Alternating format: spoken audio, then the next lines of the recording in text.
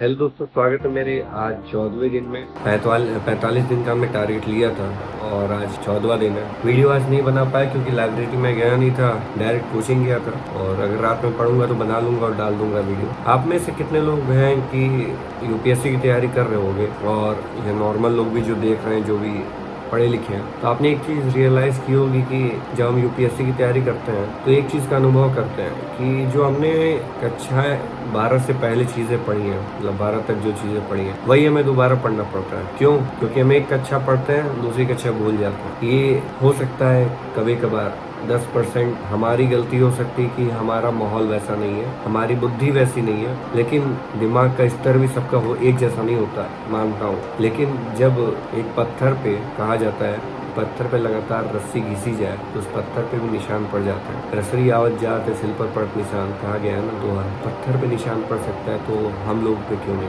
ऐसा क्या चूक रह गई हम लोग की बात, हम लोग के एजुकेशन सिस्टम में? फिलहाल मुझे नहीं बोलना चाहिए इन सब चीज़ों, क्योंकि आज के टाइम में आप खुल के नहीं बोल सकते। खुल के जहाँ ज़्यादा आप बोले कुछ ना कुछ होगा जरूर। जागने की जरूरत है। मैं कहूँगा कि आप भी लोग पढ़ाई करो, कुछ बनो अपनी ज़िंदगी में। जब तक शिक्षित नहीं होगे तब तक कुछ नहीं हो सकता। चाणक्य को पढ़ो। किताबें नहीं पढ़ना चाहते हो, एक बार इन लोगों को पढ़ो। किताबों को एक बार पढ़ने लगोगे ना, जब अच्छी किताबें, अरस्तु को पढ़ो। मार्क्स को पढ़ोगे तो कहोगे कि साम्यवादी सरकार चाहिए, तो इसलिए मार्क्स को मैं नहीं रिकमेंड करूँगा, लेकिन एक बार पढ़ना। ये सब पहले शुरुआत चाणक्य से करो, मैं कहूँगा।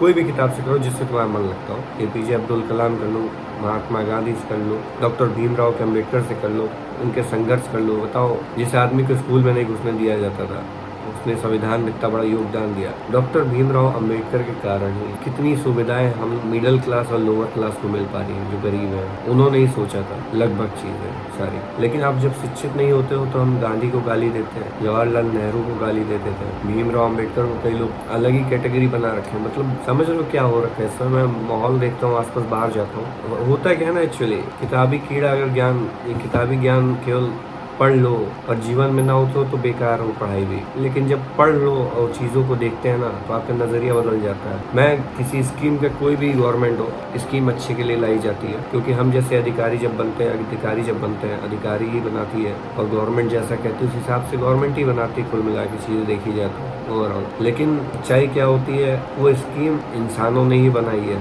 इंसानों की प्रवृत्ति इतनी इस समय खराब हो चुकी है कि हम रोड पे चलते हुए भी ना इतने गुस्से में रहते हैं। कोई हमें हॉर्न मार दे 10 बार, चिड़चिड़ापन लगा गया। आप खुल के जी नहीं पा रहे हो। एक सिंपल भाषा में कहो कि आप चाहो स्वतंत्रता से जी लो। बोलने की आज़ादी जा चुकी है, कुछ करने की आज़ादी जा चुकी है। आप खुल के कुछ नहीं कर सकते आज के टाइम में।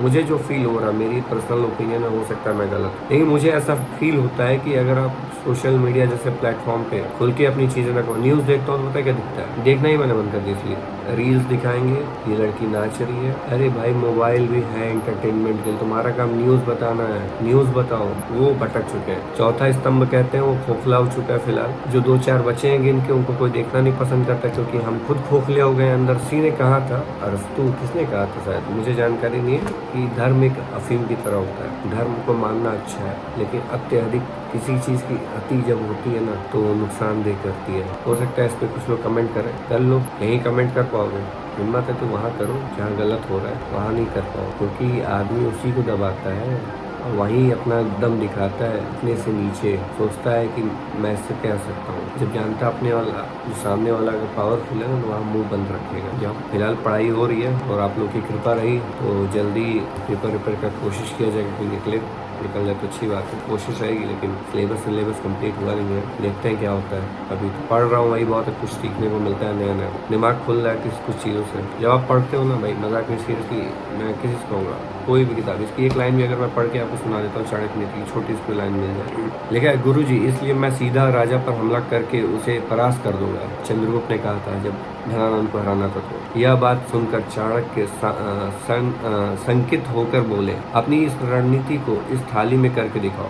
खाने की थाली लगी हुई थी, चावल, गरम गरम चावल का, भात जिसे कहते हैं। यह सुनकर चंद्रगुप्त ने तुरंत अपना हाथ भात के बीच में डाल दिया। अचानक गर्म भात से उनकी उंगलियां जल गईं और उन्होंने चीख कर अपना हाथ बाहर खींच लिया। क्या लाइन से सीखने को मिला ना, किसी पे आप डायरेक्ट हमला नहीं कर सकते, शुरुआत छोटे से होती है। आप कहते हो ना, एक वोट डालने मैं भी जाता हूँ, अब डालने का अधिकार मिल गया मुझे, तो उसका इस्तेमाल करो। छोटी छोटी चीज़ों से ही बदलाव लाया जा सकता है। अपनी आवाज़ कुछ नहीं कर सकते तो थोड़ा थोड़ा उठाओ, लेकिन उठाओ, लोगों से बोलो, कहो, तब जाके कुछ अच्छा होगा। क्या पता बदलाव आ जाए, क्योंकि आप सीख जाए पॉलिटिकल पार्टीज, क्योंकि पॉलिटिकल पार्टीज में कुछ पार्टियां ऐसी हैं वो समझ नहीं पा रही कि उन्हें करना क्या है। हमारी गवर्नमेंट अच्छा काम कर रही है कुछ चीज़ों में, जो अपोजिशन है अगर वो मजबूत नहीं रहेगा तो क्या ही फायदा, क्या कर सकते हैं। देखते हैं। फिलहाल वीडियो अच्छी तो लाइक करते हैं, चैनल को सब्सक्राइब शेयर करना कर देना, अच्छा लगेगा। लाइक तो कर ही देना।